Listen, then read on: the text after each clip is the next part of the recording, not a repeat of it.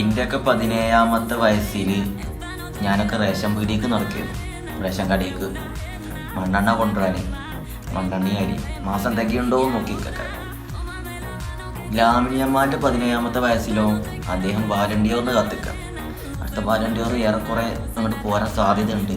ഇന്നലെ അടിച്ചു ഗോളടിച്ചു എന്ന് പറഞ്ഞാൽ പോരാ, എല്ലാ കളിയിലും അദ്ദേഹം ഗോളടിച്ചിട്ടുണ്ട്. അസിസ്റ്റ് നൽകുന്നുണ്ടെങ്കിൽ ഒരു 1.5 അസിസ്റ്റ് ആക്കിയാലും, ഗോളടിച്ചിട്ടുണ്ടെങ്കിൽ ഒരേ പൊസിഷനിൽ ഒരേ ലെവലിലുള്ള അടി ആ മൂലക്കാണ് അടിച്ചു. അവിടെ തുറക്കും, ഒരു രക്ഷയില്ല. കീപ്പർമാർക്ക് ഒന്നും ചെയ്യാൻ കഴിയില്ല. ആ ഒരു ലെവലിലാണ് അദ്ദേഹത്തിൻ്റെ കിക്കുകൾ. അദ്ദേഹത്തിൻ്റെ ഗോളിൽ ഇന്നലെ ബാഴ്സ ജയിച്ചു. 28-ാമത്തെ ലാലിഗ ടൈറ്റിൽ സ്വന്തമാക്കി FC ബാഴ്സലോണ. 2-3 കിരീടങ്ങൾ നേടി ഈ സീസണിൽ ലിക്ക്. എന്നാലും ലാമിൻ യമാൽ, നമ്മളൊക്കെ റൊണാൾഡോ, മെസ്സി, നെയ്മറൊക്കെ പോയപ്പോൾ ഇനി ആരൊക്കെ ഉണ്ടാവുക നമുക്ക് കളി കാണാൻ ആലോചിക്കുമ്പോഴാണ് യമാലിൻ്റെ വരവ്. കുറച്ചു കാലമൊക്കെ നമുക്ക് യമാലിൻ്റെ കളികളിലെ മായജാലങ്ങൾ കാണാൻ കഴിയും എന്ന് തന്നെ പ്രതീക്ഷിക്കാം.